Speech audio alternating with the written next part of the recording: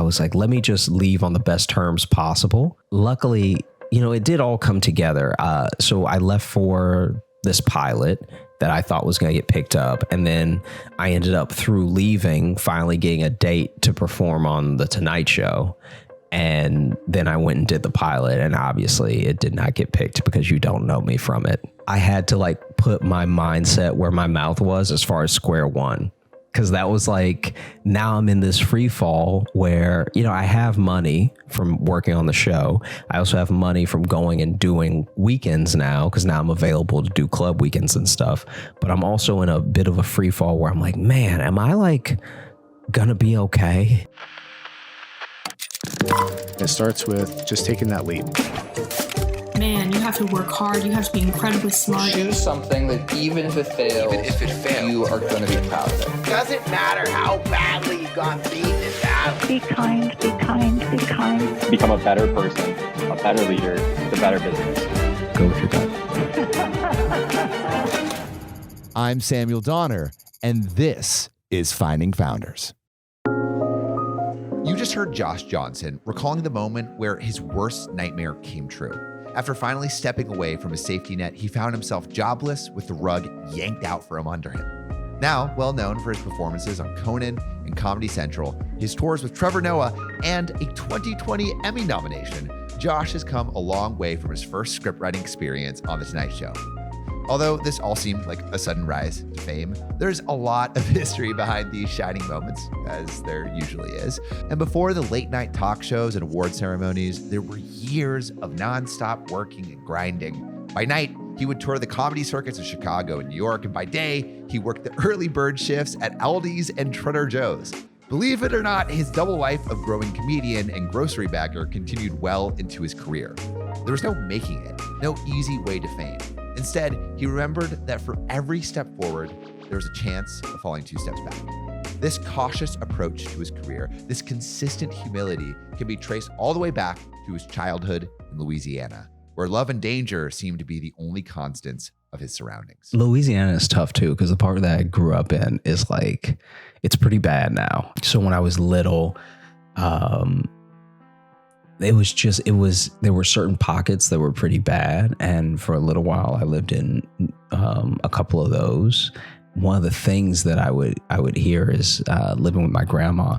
At one point, my mom and I were living with her in her house. So it was like my grandma, my grandpa, my mom and I, and then my aunt. Sometimes my aunt eventually moved to Texas and was gone for a little while. And yeah, it would be like, my grandma would make us lay sometimes in the living room just so she could like have an eye on everybody, because we'd hear these pops that were like definitely gunshots, right? And those were one of those things where I was like, it felt like, all right, look, I'm under the blanket and I'm on the ground. Like if anything hits me now, it was like meant to, there's no way that it's coming through the window, through the burglar bars, through the blanket into me, right? And so that was one of those things where I don't even remember really being that scared. I just remember being like, wow, this is uncomfortable. I also think that one of the things that, even as far as comedy goes, my grandmother always did these really great impressions of everybody. Like she could do an impression of lots and lots of people in the family and like people she saw on TV, whatever. And she would do these impressions that would just be killing me. Like you don't even really understand comedy when you're little, but you just understand funny. And it's just the way that she would like do an impression of my grandpa to his face of something he just said was like super irreverent, at the same time super, super funny. Did you ever do bits for your grandma? Like did you go back and forth just when you were a kid? Yeah, I think that there were definitely some types of bits, even though I didn't know that's what they were at the time. I'm like in my head, I'm just trying to do an impression the way my grandma does an impression, right? When did you start watching comedians growing up? So I started watching comedy really young, actually. Comedy became that thing of the same way that you sneak to watch like dirty movies, I was sneaking to watch comedy because my mom is, pretty conservative. We were all raised in the church and everything, and my mom is like very like adamant about like no swearing, and there were certain topics that she would just never find funny, or she'd want to turn off if it popped up in a movie or in a set or something. I had to really maneuver throughout that early childhood to watch any comedy. So I'd have to either like wait till she fell asleep, or I'd have to just like excuse myself to another room with a TV in it and hope something was on while all the adults were distracted watching something else, thinking I was in the other room playing or something. And so I remember the first like special I ever watched that I appreciated as like a comedy special was Christopher Titus's Norman Rockwell is Bleeding. And that one for me was huge because it was the first time someone was taking things that weren't always jokes. Like they were taking like trauma and like just general bad stuff and making it very funny, just like very, very funny. I thought it was the funniest thing when I was little. There was this thing of like the people who were super clean cut and then the people who were like red fox and stuff. And my mom made such an effort to keep all the red foxes and all that stuff like away from me, like as to stop me from even knowing it existed, and then to play the whatever, like like Cosby or Bob Hope or the whatever those were that were like deemed super squeaky clean and stuff and still funny and everything. I think that there's certain subject matter that no matter how uncomfortable it is to talk about, you should talk about it, especially if you have something of value to say. And I think that she's just kind of from a time where we kind of kept those things like private or something. I want to talk about your first experience doing stand. Oh, gotcha. In high school. How did you start thinking about like, okay, I'm going to commit to doing that? Yeah. I think that when you're a kid, you have the benefit of not thinking too hard about things. I had essentially, had this thing with my grandma where, she did these impressions or she was just very funny. And then I also started writing jokes without really knowing I was writing jokes, if that makes sense. I was just like, oh, it's a funny thought. Like, and I'd write it down, but I wouldn't, it was for nothing and it was for nobody. And it was not, most of them weren't funny. And so I remember, I think it was the 8th grade, I went to the talent show and I was watching everybody and people were singing and people were playing songs, all that stuff like that. And I was like, oh man, this is dope, but it felt very much the same in a sense, like it was almost all music. So the next year that it came around, I was like, I might as well try, So I went ahead and I wrote some jokes and I wasn't even writing jokes for the talent show. I was more writing and collecting all these thoughts, and then a bunch of those thoughts is what became the set for the talent show. Some people, even the kids that I went to school with, were like, you're like really quiet, and I was almost worried for you when I saw that you were going to do it.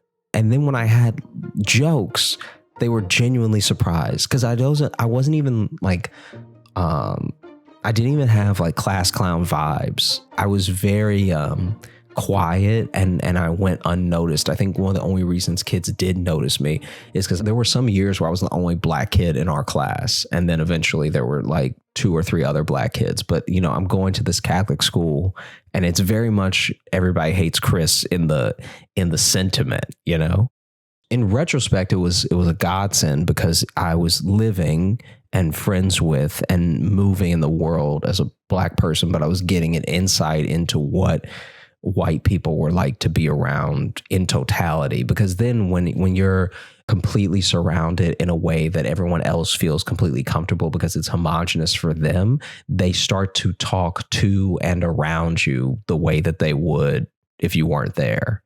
So I got an insight to what like subtle racism was. I think that, there was a very clear sentiment by sophomore year that I was like, quote unquote, one of the good ones, if that makes sense. So then there were kids that would talk about black people in a certain way in front of me. And then if I had anything to say about it, they were like, well, not you. And that was one of those things where I was like, you feel very comfortable right now. And obviously you're going to feel comfortable because in a school of like 500 kids and like maybe 3 of them are black, sparsed out between a grade each, then like, yeah, you might as well talk and act like we're not even here in a sense. I think that is like humor was both how I diffused and navigated a lot of those situations in a way that also people would listen to me to their credit, because people forget what an authority your parents are when you're that young. So if your parents been telling you something your whole life, no matter how wrong it is, I don't know if it's necessarily, obviously eventually as a young adult you have to make your own decisions and think for yourself, but I think when you're still a kid you're like the influences, right? It's like when you only have your parents as influences, like you only have an input coming in one way. It's like you have to learn how to balance these things of like, okay, clearly everything my parents say isn't going to be good. My friends are also kind of carbon copies of their parents at this moment. And then here I have a friend who thinks completely differently because they're seeing a bunch of different things. So it was that as well. I guess like it's not that you had the patience, it's like to actually navigate, you had to have the patience. It's like it was necessary for surviving. Yeah, because what am I to do otherwise? You know what I mean? Like, exactly. Yeah. Thanks for chatting about that. But tangent. But I want to go back to freshman and sophomore year, the talent show. So you're putting together these jokes, like actually preparing this and looking to the point where you're actually going to go on stage. I didn't do like a proper prepare in a sense, because it's, I'm pulling from these jokes that are like jokes that I have had in my mind for a while. So in that way, it was kind of easy. I only did, whatever, like 8 minutes maybe or something like that. And from the first laugh though, I was like, wow, this is wild. Because it's also, 300 people, I think, go to the talent show. Like it's like it's like an event. So, a lot of people, obviously not everybody, but in a school of like 500 or so, there's like 300 people there, which was kind of scary, but luckily it was very dark. So I saw almost nobody. The spotlight is also blinding. So then it's like, I'm not really looking at anybody. I'm just sort of saying my jokes to literally I'm talking to the hallway, because that's the only light I can see with the spotlight in my face. So I'm not even performing for like a person in their eye, making eye contact, making a connection. I'm just doing it because it's in the gym, like the stage is also already way too far away for it to be like an intimate setting or like for you to do some crowd work or something. It's like none of that's happening. And so I did that, and I remember from that first laugh, I was like blown away. I was like, oh wow, this was like, I think if stand-up is a drug in that way, then that was my first hit ever, was getting that booming laugh. And from there on out, I was like, man, I think I will just keep writing down my funny thoughts, because clearly they're funny, And so I didn't have even still an inkling in my mind of like what being a stand-up was. And also I wouldn't get the chance to do stand-up again until literally a year later at the next talent show. So it's like, you don't feel like you're a stand-up. You don't feel like you're, doing that. Did you prepare for a while for the sophomore year talent show? Yeah. The sophomore year was a mistake. So the sophomore year one, I was like feeling pretty good. I knew the first one went well, so I was less nervous. But then I went like way too long. Basically, since everyone's talent besides me was going to be singing or something, they were just going to do their song and then go, right? So there was no light. There was no like, all right, wrap it up. And so I went up there and I was just like, I went up there like a while. It was maybe 18 minutes. Like I just kept going. And 18 minutes on stage is like each like increment, it gets harder and harder to work a crowd. Like that's tough. Yeah, but these weren't 18 good minutes. I was getting them and losing them and getting them and losing them. And then I'd say something that kind of got them back. And then finally the drama teacher, who was the person who put on the talent show, lit me. And I was like, okay, cool. And then I got off, right? But it was also like, it never occurred to me that I was supposed to have a certain amount of time. Because even in the rehearsal, I was like, do I need to do every joke that I'm going to do? And she was like, nah, you can just go up and practice a little bit. And so I did the rehearsal, which at the rehearsal was only the other people that are going to do it. And so I got a couple chuckles and then was like, all right, it's basically that. And she was like, okay. So I also didn't communicate that I had way more jokes than that. And also, it's been a year since I've been able to do it again. So in my mind, I'm like, oh man, let me do this one. And then let me do this one, because it's like, where else am I going to do it? And it was such a mistake. It's like, like if I had just done a tight set, I probably could have even got away with doing 10 when I'm probably really supposed to do 8. But 18, I was up there for like way too long. I don't even remember how long. But the fact that you like went up there and did it and like had the audience for even like a portion of that, like it shows, I think, your like dedication to it and the fact that you enjoyed it a lot. So talking maybe a little bit about like the Mexican restaurant that you worked at. Yeah, I worked at this Mexican restaurant called Julia's from the time that I was like 16 to like 21. And luckily they were great enough. It was a family owned business, and they became like family to me, and they were really supportive and everything. Working in the kitchen and being around the people in the kitchen was like a full-on education into a lot of different ways of thinking. So the same way that I was talking about school, it's like there was also this facet when I was growing up where some of the cooks, like some of them had been to prison, some of them were like on work release from prison, and they had like wild stories, and they had just a way of thinking and speaking that was fire, man. There was this one cook that was on the line, and I remember one time he came to work and I was like, are you all right? And he was like, yeah, I just had to run here. And I was like, were you going to be late? And he was like, no, I was running because they were shooting. It was bad. They almost got me. And it was such a matter of fact thing. My man was like sweating, pouring sweat from running, from people who were clearly shooting at him. And I was like, wait, so do they, like, I'm concerned now. I'm like, do they know you work here? And he was like, yeah, I know him, but it's all good. I'll sort it out later. Oh man. And so it's things like that are both like funny, but insane. I remember that one especially. And then there was one where this guy was trying to get a check. And so he was just doing, like, he had a couple days, like 2 days in a row, where he was just doing a bunch of erratic things. Like if they called his employer, they could be like, yeah, he's a little off. Right. But it was like a whole production throughout the day. So he would just he talked to this one hot dog all day. He called it Fred, and he was like it was nothing though. So he'd pass it and he'd be like, oh, sorry, Fred. Like he'd bump into the plate and it would roll, and he'd be like, sorry, Fred. And then he would just keep talking to it. And so then at one point I was like, hey, are you like all right? And he pulled me aside and he was like, can you just mind your business? Because I'm working on my check right now. Okay. And so those guys, like being around a lot of those guys, and even the rest of the staff, like even the family was so funny. I'd even talk about comedy a lot with Pepito and like, you know, talk to him about how I think I want to be a comedian and everything. And so that stuff was always, I think, super important. How did you think about going into college and like actually developing this as a career? Because there's not really a major for being a comedian.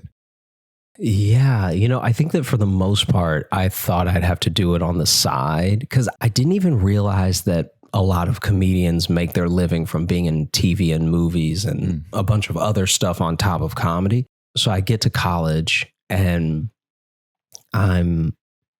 at first, I think I'm going to major in film because I want to write movies. I want to write scripts and stuff.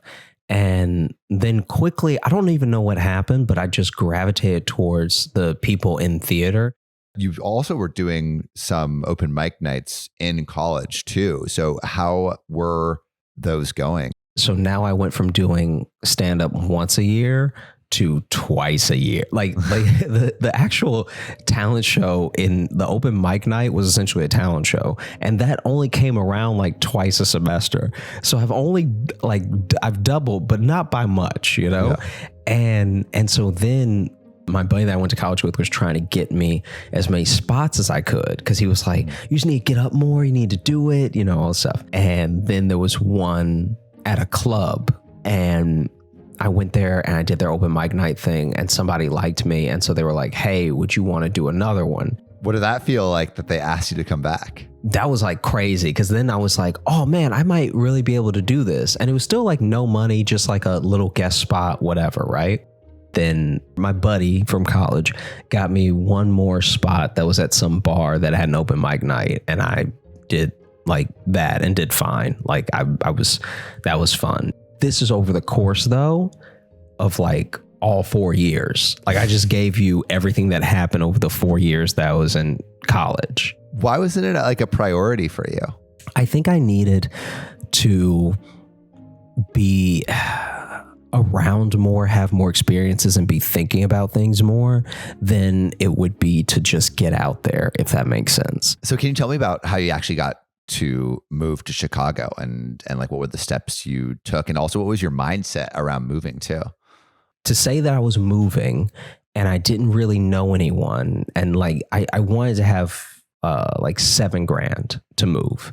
In my head, that was like a number that I was like, all right, if I have this, that's first month's and last month's rent plus, you know, plus a deposit.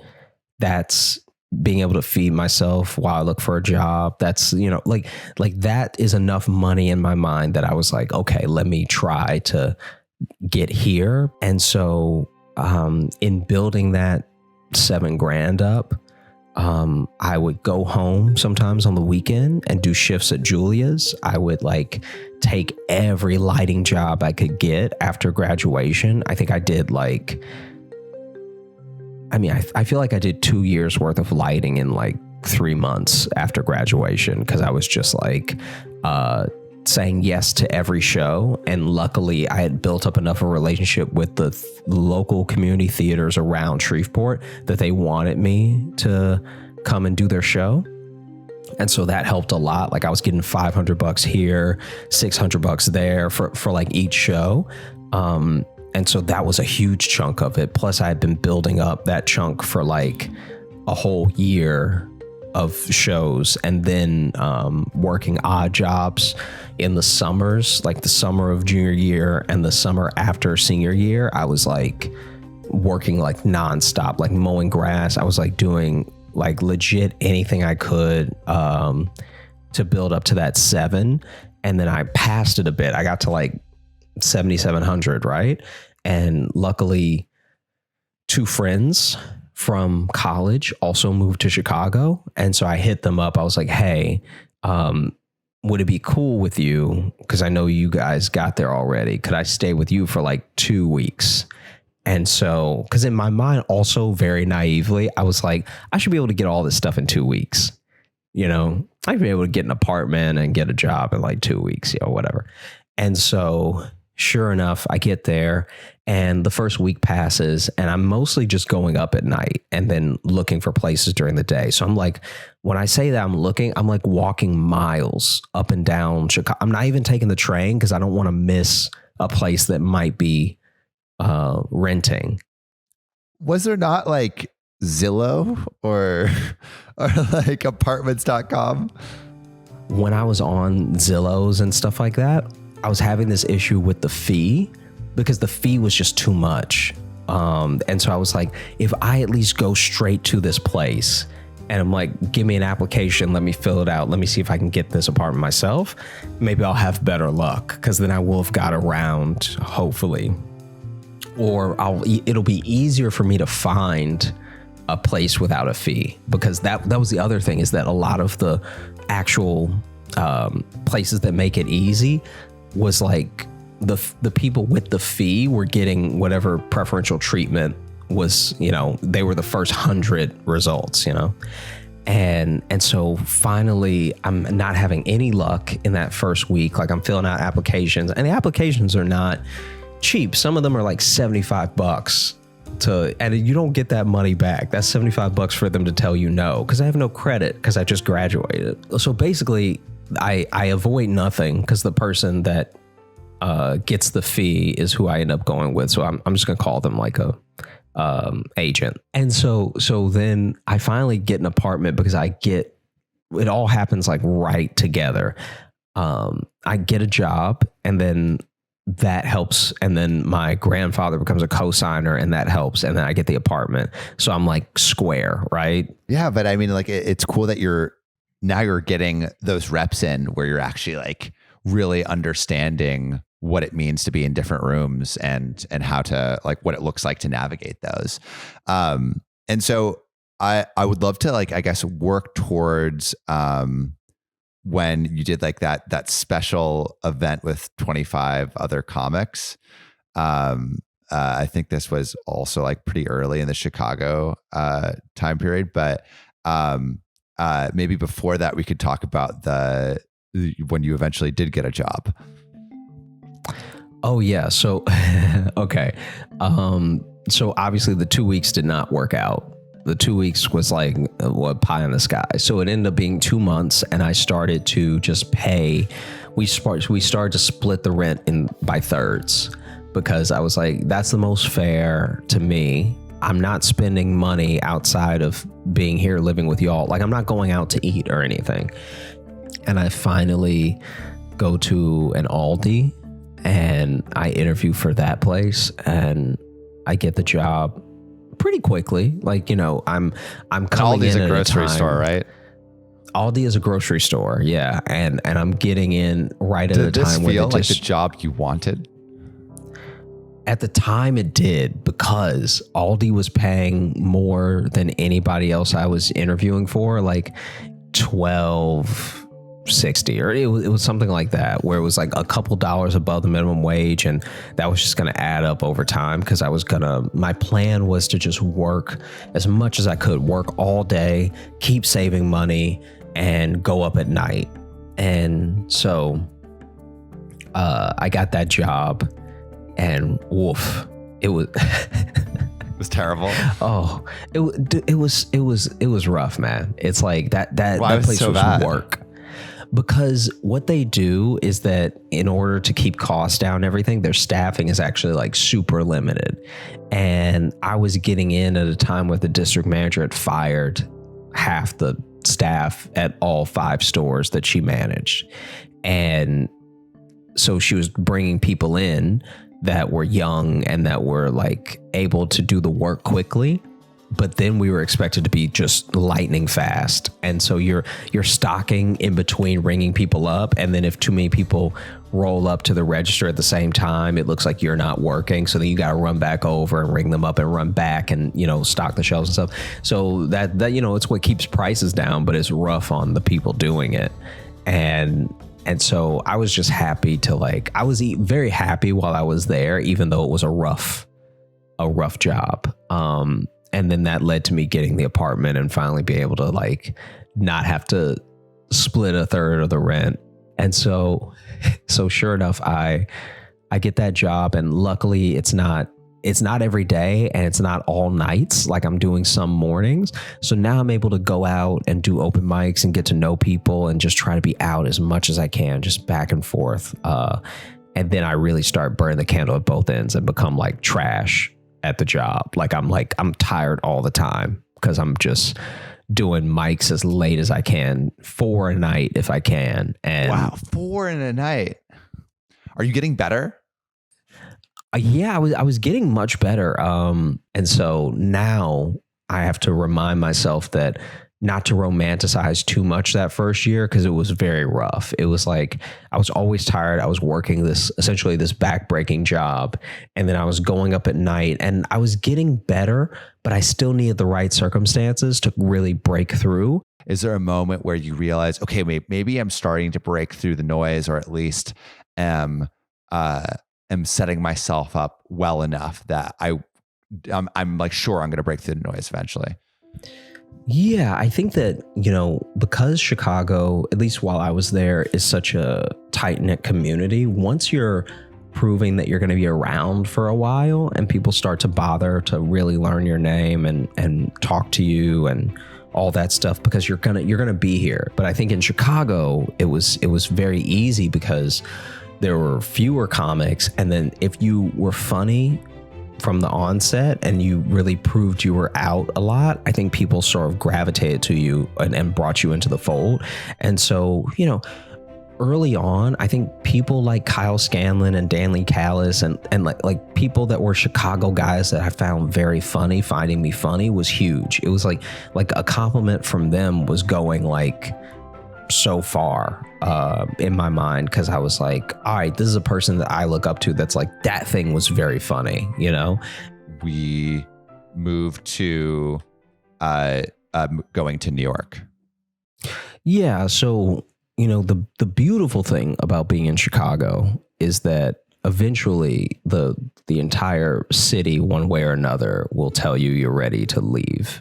Like you'll either hit a ceiling and you'll be doing all the shows and you'll like everyone will know who you are, or you know, your peers will also be like, why haven't you moved yet? Like go to New York, LA, or whatever. And also, you don't need that. Like, I think sometimes people wait for that. They wait for people to notice how great they are and tell them they should move on, and then lean on that as a sense of authority. And don't do that. Like, move at your own pace. Like, I left when I felt like it was time to leave, and I actually had a few people who were kind of naysayers in that way, where they were like, well, are you sure that you're ready? Like, and how did you think you were ready? Because that it's hard to gauge, like, when you're ready for that next step. Yeah, like I feel like having done everything here, how can you not be ready? And then I knew people who moved before they did everything and did just as well in New York. Yeah. So you realize, okay, like I'm ready. You move to New York. What is that move like? Is it as rat infested and floorless as the move to Chicago, or is it a little bit more comfortable? No, it's terrible. It was pretty bad. It was a lot of like whatever could go wrong was going wrong for a bit. But luckily, so one thing that happened that was a huge shift, one of the biggest things that helped me move to New York even was that while I was in Chicago, I stopped working at Aldi and started working at Trader Joe's. And then I used Trader Joe's to transfer to New York. So that way, when I landed in New York, I already had a job. And so even though I didn't get to pick my shifts the way that I did in Chicago, I was like, okay, I'll at least be making money. Because a lot of the other comics I knew that moved from Chicago to New York burned through the first 6 months just trying to find a job and get on their feet. And so in my mind, I'm like, all right, I already got an apartment. The apartment's with some other Chicago comics, and I already have a job. Like now I can just hit the ground running. Whenever I can get a spot, I'll hit that. I'll hit that spot with the knowledge that like, okay, I may have to get up early tomorrow, but I'm like leaps and bounds ready to go. What was it like living with all the other comics? Amy Shanker and Jeff Sheen that I lived with, that I moved from Chicago with to New York. And luckily I don't know how I would have fared if I didn't have them, because we luckily both moved all together in a way that even we would go out together to the same mics.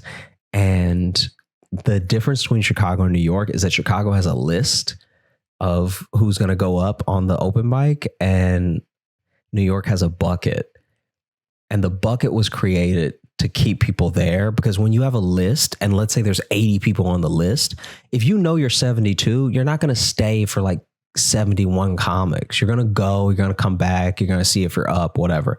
So in order to keep people in the room, they invented the bucket, which is just pulling it, and they'll pull groups. So they'll say 5 names, and then they'll let those 5 people go. They'll say 5 more names. So that way it's a nice little compromise. Like if you're not in that group, you can step out for a bit and come back.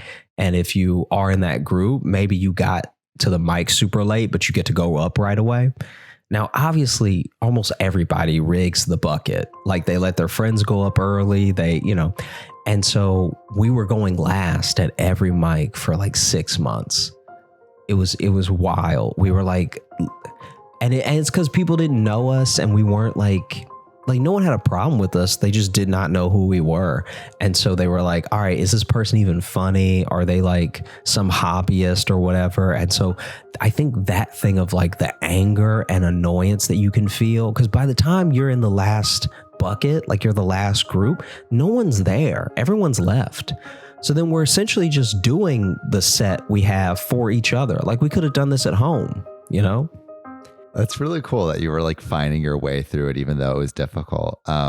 When did you start to get like a little attention in New York? Soon after I moved to New York, I got Comedy Central's Comics to Watch. And so basically my manager at the time sent one of my tapes around to Comedy Central, and they shared it a bunch, and they put me in the showcase through that tape that I made when I was leaving Chicago. And so then that showcase ended up being a big deal, because that was like it was kind of like getting Variety Comics to Watch now, where at the time, for what it was, a lot of network people would go to that showcase because it was part of New York Comedy Festival. And then you would get your general meetings through that. So then MTV would come, True TV, like all these people would come. And that was my first introduction to like industry people. I just saw it as like, oh, okay, cool. The people from Comedy Central like me and they want me to come do this showcase. And so I did it with the other comics that they chose. And it was also interesting because a lot of comics got it through different ways. So it's like mine came through a tape, and some other people's came through a tape, and then other people had to enter this contest, and then we're in a bracket system, and then the winner or two winners got to be on that showcase. So it was a real mix of how people got on. And I just remember going up, having a good time and everything. And I remember like Michael Cox from Tonight Show was there, and you know, he approached me and was like, oh, I think that set was really good. Like either that set or something like it would be great on the show. And so it was really only after the showcase that I realized how big of a deal it was, because then like I get a general with MTV, and I get like a couple people hit me up from Fox, I think it was, after that. And so that was when I was thinking, wow, that was a big deal. And I just didn't know. Like it just seemed cool. Was your energy like even more tied up on it, or was it like consistent? Like what were you feeling at that moment? I go back and forth. The thing that did the most for me throughout all of this stuff, all the way up until like things really took off, was having the job at Trader Joe's. There's a very different, like you don't understand, man. When no matter what type of night you have, I felt like Aladdin, because no matter what type of night I was having comedy wise, the next morning I had to get up and I had to stock these shelves, and nobody cared, you know, like not saying nobody cared as in they weren't supportive. Like my coworkers were like, oh, tell us when you have a show and stuff like that. But no one, like no customers recognizing me, nobody cares. And I think that thing is also humbling enough that you're not putting too much stock in what people say to you outside of this thing. So it's like knowing that I was going back to the grocery store every day was like almost a comfort, because I was like, hey, even if nobody likes me, nobody can take away this and doing comedy. If that makes sense. I like my job right now at Trader Joe's, and I do comedy at night, and I'm good at it, and nobody can take that thing away. Like even if I get hated to oblivion, that's two things that I have that, starting from square one, the fact that I like square one is like the ultimate release. Something I think a lot about in like any creative endeavor is like if it isn't intrinsically valuable to actually do the thing, then you might not really like the thing. Okay, so could you like, I guess, take me up to getting that job at the Tonight Show? Like what were the steps that led there that you felt like were most concrete to actually like maybe having something secure in this comedy world? So basically I did Comics to Watch, still working at Trader Joe's, and then I ended up booking that NACA conference and then getting a tour off of that. So I'm doing all these colleges. Yeah, NACA is like the college conference where colleges come to pick who's going to perform for them throughout the school year. And so it's a very tough thing to book because you once again have to send in a tape, and then the NACA people decide if you'll showcase or not. And I'm even like making excuses why I can't take more shifts at Trader Joe's. I'm just like, hey, can we go to 1 day a week, like 1 shift a week or something? So that way I'll like pop into town, do my shift, and then, you know, head back out. And are you getting paid for this? Yeah. It's the most money I've ever made. It's wild. Yeah, I ended up doing very well at both showcases. So then I ended up booking a bunch of schools. And so what did that feel like? I mean, it felt very good because what I ended up doing was using that tour to pay off my student loans. So now I'm like, okay, I'm like even. Like that actually made Trader Joe's even feel better, because then once I paid off my student loans, I was like, okay, wow, I like every dollar that I make outside of taxes now is mine. I don't have to worry about, because all through living in Chicago, I was like trying to figure out these student loans. I was like, man, I'm so screwed, you know? With that, it made me feel a bit better because now I had money to live if I wasn't going to work at Trader Joe's. After that tour ends, I go back to working at Trader Joe's fairly regularly. And wait, how many, you said you did 70? Yeah, it's like 77, I think it was, 75 or 77. So you probably had like close to like $100,000 in the bank at that point, right? Or not in the bank, but like between paying off your student loans and what you had saved, like you were chilling, right? Yeah, I was chilling for a little bit because basically you have to factor in, first of all, taxes. And then the student loans is a chunk that's just leaving immediately. And then the commission from my agent and manager.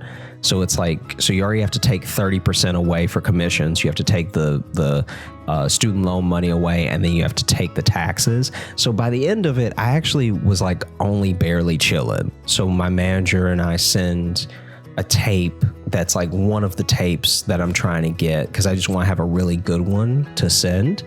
And based off of that, the tape ends up doing more than I could have imagined, because you just send the tape so that they can see what your set would be to see if they want you on the show. So then they send you notes, or they send you, oh, this isn't the set for us, or can you do, or just we're not interested, or whatever, right? Or we'd love to have you on. And instead, my tape got seen by the head writer at the time at Tonight Show, and he was like, this is really funny. Would he want to send in a packet of jokes? And so my manager asked me about it. He's like, hey, do you want to just stay on the route to try to perform on the show, or do you want to send in a packet? I was like, hey, I'll send in a packet, like all good. Yeah, sounds great. Maybe the next week or even a few days later, we hear back like, hey, would he like to send in another packet? And so I was like, yeah, I'll do some more jokes. And is this for free? Yeah, this part is for free because it's essentially your audition. And then I leave, and then a couple days later I get the call that I got the job. And like that was the thing that I was like, oh my gosh, this is wild. Like, this is crazy. On getting this job, like, were you like, all right, like, I guess I can quit Trader Joe's? No, I still didn't quit. You still didn't quit? You had the job working on the Tonight Show, but isn't that like consistent income? It is and it isn't, because you can get fired after like a cycle or something. Like, you know, every cycle is like 13 weeks long or something. I was really happy to get the job and felt really good about it, but I was also like, let me hold off on just a little bit. So I let it overlap slightly, and it wasn't all about me like it is with stand up, and I had to not be precious.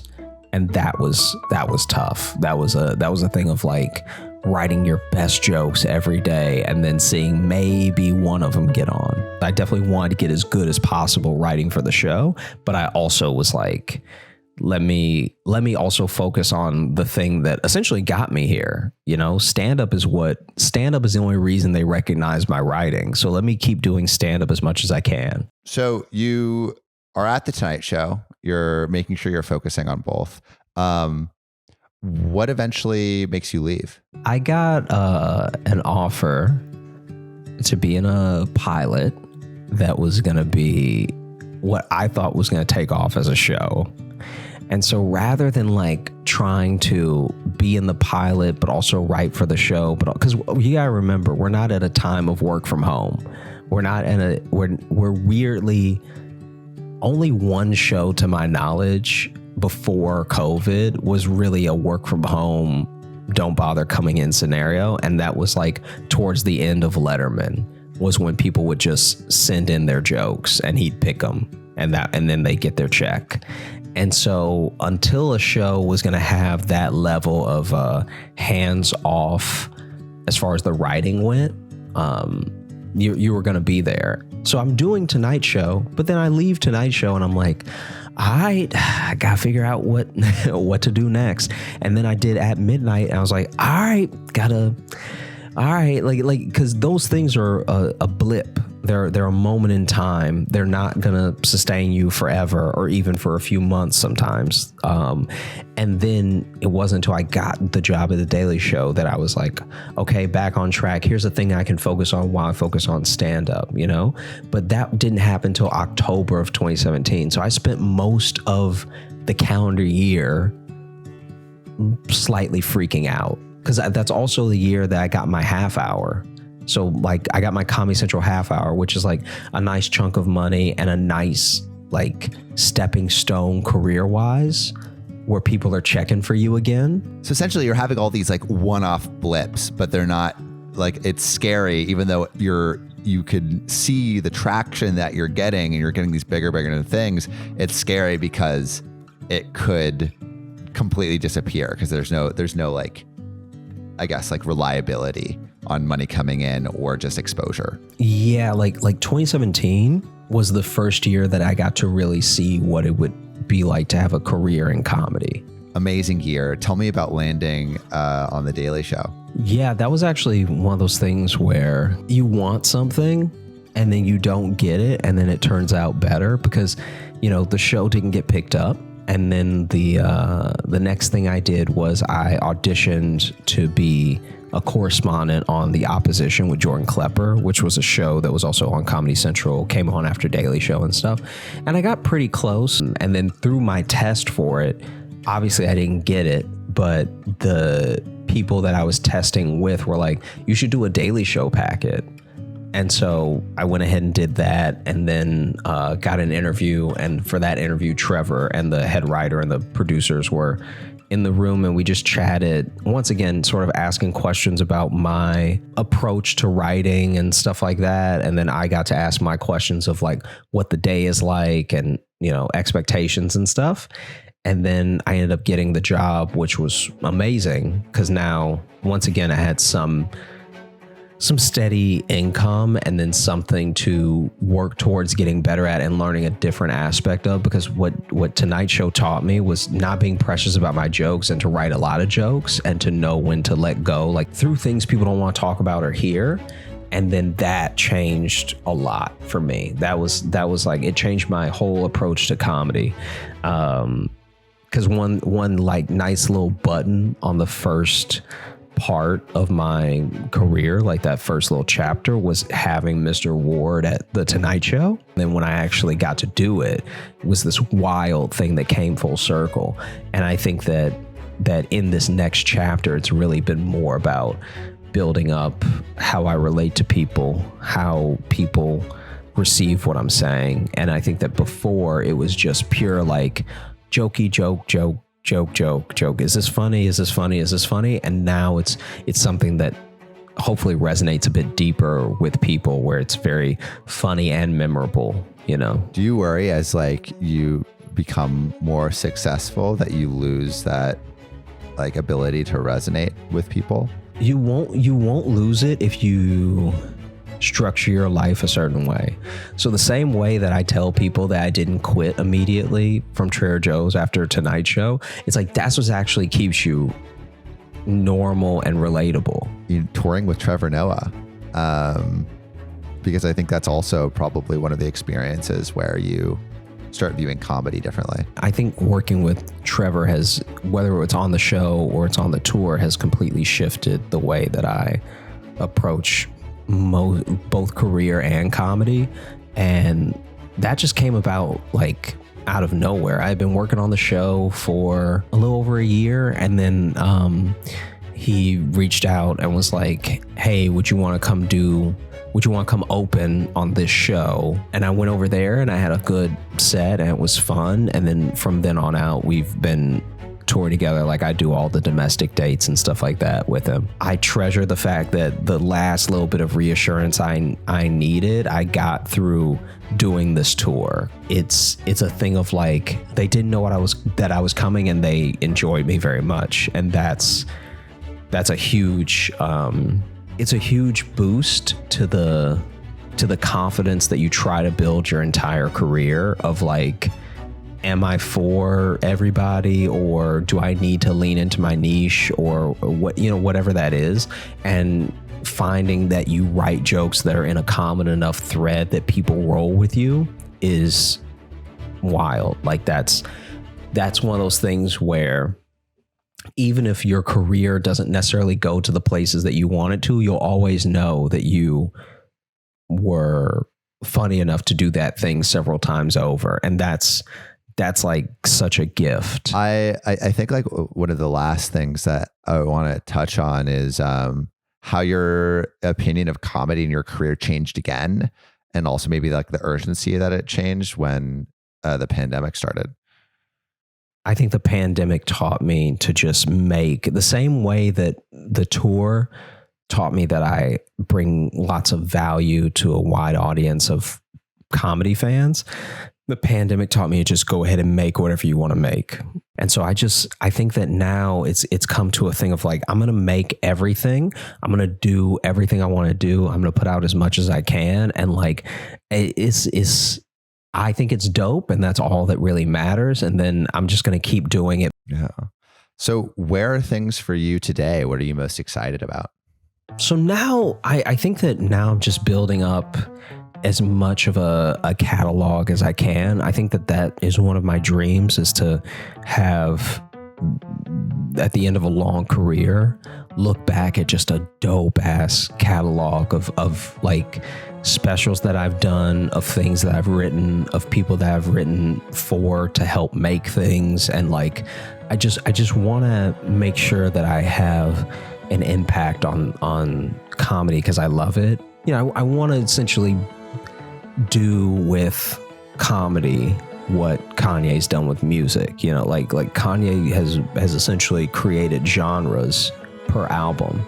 Like, there is no Playboy Cardi without Yeezus. There's probably no Drake without 808 and Heartbreak. Like, being good at what makes hip hop great is what he did in Late Registration and College Dropout. So he already proved that he's like one of the best at that. But then every album since has been like, oh wow, this is like its own thing. And I want to do that with comedy. I want to make a catalog that inspires and spawns different aspects of comedy and comedians in the future. And so what do you think, like, what piece of advice do you think you would give to like the younger version of yourself, or these like young comics that are coming up? There's a misconception that there's a direct correlation with popularity and with how good you are with artistry. And I think that knowing that you're dope is the best thing that you can do for yourself and for your art and for the other people that you're trying to share it with. And so I think that really believing in yourself is the most key thing. So that way, when you post one thing and it gets 10 million views, and then you post literally the next thing and it gets 1,000, you're not shaken, because you're putting all dope things out there. You're making something special. Just keep making it. When you're making things, make sure you're making them because they make you happy, and you're making them for someone, and there's no way you can go wrong.